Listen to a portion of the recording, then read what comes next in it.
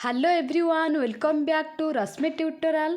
तो आज मॉर्निंग रे मु जो वीडियो अपलोड करी नुआ ओ स्कॉलरशिप पाई सेटा एक्चुअली गत काली रेकर्ड होता किसी कारणवशत काली अपलोड हो पार नाला आज अपलोड हो गला। तो ये जो नोटिस आपण माने देखुचंती एटा गत काली संध्यारे पब्लिश होईची। तो एटार रेकर्ड मु आज मॉर्निंग रे ही कली।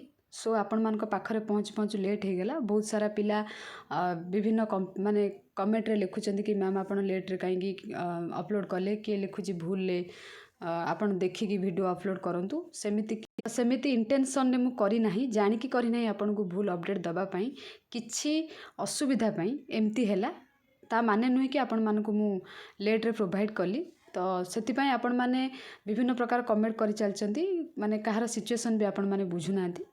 तो ठीक अच्छी आपण मानकु एबे मु कहि दउची एक्चुअली कौन रही आउ ये नुआ ओ स्कॉलरशिप को लेकिन प्रत्येक दिन आपण मानकर अपडेट होची। आज गोटे रूल कहउचंती तो से माने आसंता काली आ गोटे रूल कहउचंती। प्रथमे से माने गोटे आनेक्सियर फॉर्म पब्लिश कले सेटा को नेकी कॉलेज रे डिपॉजिट करिया पय कहथिले एबे सेटा को चेंज करि देलेनी। तो एमती विभिन्न प्रकार डेली चेंज होची। आ आपण माने जो कहउचंती समस्ते अप्लाई करि परिबे। गोटे पॉइंट आपण माने देखि ना एटी लिखा जाइछि कालिया वृत्ति पाउथिले पिला माने एही योजनार लाभ पाई परिबे नाही, किंतु अन्यान्य स्कॉलरशिप मैट्रिक परवर्ती छात्रवृत्ति पाउथिबा छात्र छात्री और निर्माण श्रमिकंक पुओ झियो मध्ये ए वृत्ति पाई आवेदन करि परिबे। जे कोनोसी स्कॉलरशिप आपण माने पाई थिले भी एटा को आवेदन करि परिबे, किंतु कालिया वृत्ति पाउथिले एटार आपण माने आवेदन करि परिबे नाही। आउ कोन रहिछि सब अपडेट ओडिशार उच्च शिक्षार रूपांतरण मानवृद्धि और छात्र छात्री मानक अभिवृद्धि को दृष्टि रखी ओडिशा सरकार कैबिनेट आज नुआ और छात्रवृत्ति को अनुमोदन प्रदान करछंती।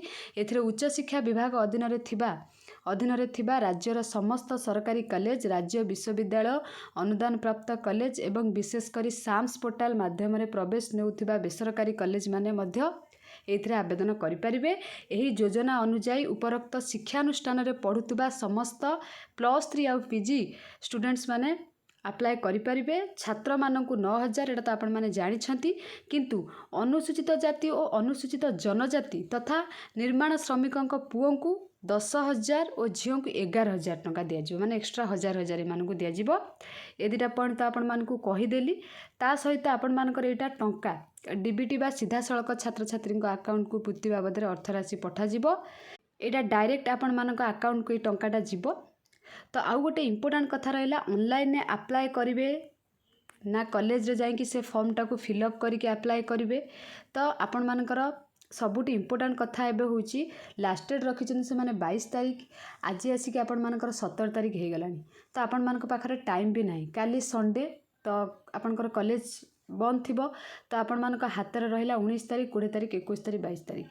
तो डेली से माने तांकर नियम बदलौछंती, किंतु आपण माने टिके वेट करि जांतु भल भाबरे बुझिकी तापर आवेदन करिवे। हुए तो से माने किछि फॉर्म बाहर करि पारंती एगेन काहेकि ना बहुत सारा लिस्ट आसी जाइछि। लिस्ट रे जो पिला अछंती से माने आवेदन करिवे ना लिस्ट रे जो माने नाही से माने केमिति आवेदन करिवे, जेहेतु एबे रूल करि देले समस्ते पाइबे।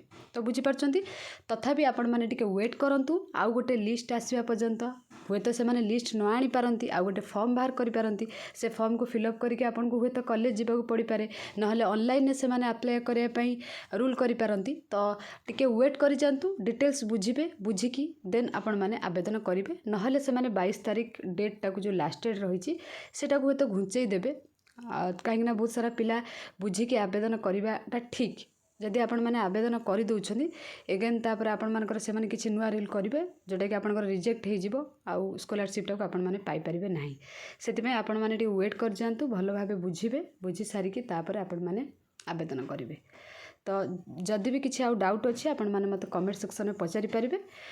जेहेतु पूर्व वीडियो रे बहुत सारा पिलांकर कमेंट आसीथिला टिके भाबी चिंती कि पिला माने कमेंट करिवे कहार सिचुएशन को बुझिबे। ठीक अछि, थैंक यू ऑल।